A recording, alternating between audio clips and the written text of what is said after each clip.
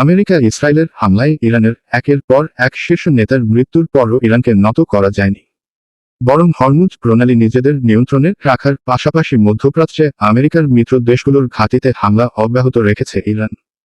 এতে একদিকে যেমন আমেরিকা নিজেদের বিজয়ী দাবি করতে পারছে না, অন্যদিকে যুদ্ধকে কেন্দ্র করে তাদের ব্যাপক অর্থনৈতিক ব্যয় সামাল দিতে হচ্ছে। এই যুদ্ধে ইতোমধ্যে $22 বিলিয়ন বেশি ব্যয় হয়েছে বলে জানিয়েছেন মার্কিন সিনেটর বার্নি স্যান্ডার্স। ইসরায়েলের স্বাস্থ্য মন্ত্রণালয় জানিয়েছে, গত 24 ঘন্টায় ইরানের হামলায় 192 জনকে হাসপাতালে ভর্তি করা হয়েছে। তাদের মধ্যে 4 জনের অবস্থা কিছুটা গুরুতর।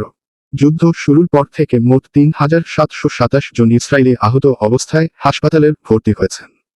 ইরানের হামলায় উপসাগরীয় সহযোগিতা পরিষদের জিসিসি দেশগুলোর মধ্যে সবচেয়ে বেশি ক্ষতিগ্রস্ত হয়েছে ইউনাইটেড আরব আমিরাত ইউএই। প্রতিশোধ হিসেবে ইরান জিসিসি দেশগুলোর দিকে প্রায় 3000 ক্ষেপণাস্ত্র ও ড্রোন হামলা চালিয়েছে, যার অর্ধেকের বেশি ছোড়া হয়েছে আবুধাবির বিভিন্ন স্থান লক্ষ্য করে। গত রাতও এর ব্যতিক্রম ছিল না। ভোর প্রায় 3টার দিকে দুবাই জুড়ে একাধিক বিস্ফোরণের শব্দ শোনা যায়। শুধু দুবাই নয়, বরং জিসিসিভুক্ত অন্যান্য শহরেও হামলা চালিয়েছে ইরান। ইরানের পররাষ্ট্রমন্ত্রী আব্বাস আরাঘচি বলেছেন, আমেরিকা ইসরায়েলের হত্যাকাণ্ড তেহরানের মজবুত রাজনৈতিক কাঠামোকে ভেঙে দিতে পারবে না। ইরানের নিরাপত্তা প্রধান আলী লারিজানিকে হত্যা দেশটির নেতৃত্বে কোনো বড় ধরনের ধাক্কা দেবে না বলেই মন্তব্য করেন তিনি। আল জাজিরাকে দেওয়া এক সাক্ষাৎকারে আরাঘচি বলেন, আমেরিকা ও ইসরায়েল এখনও বুঝতে পারেনি যে ইরানের সরকার কোনো একক ব্যক্তির ওপর নির্ভর করে না।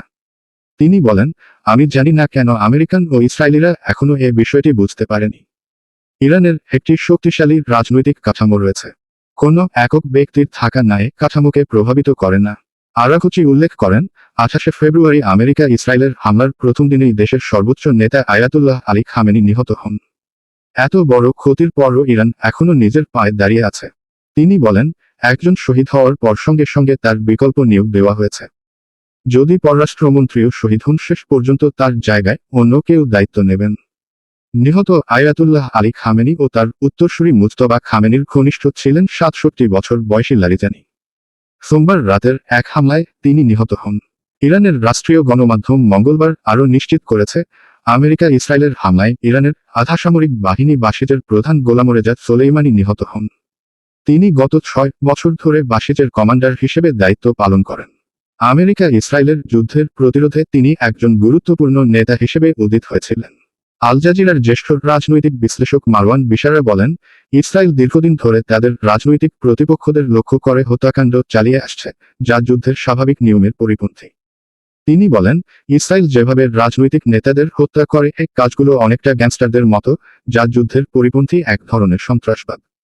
বিশারা আরও বলেন, ইরানের ব্যবস্থা শক্তিশালী এবং একজন নেতার মৃত্যু পুরো ব্যবস্থাকে ধ্বংস করে দেবে না। তবে এ ধরনের লক্ষ্যভিত্তিক হত্যাকাণ্ডের প্রভাব রয়েছে।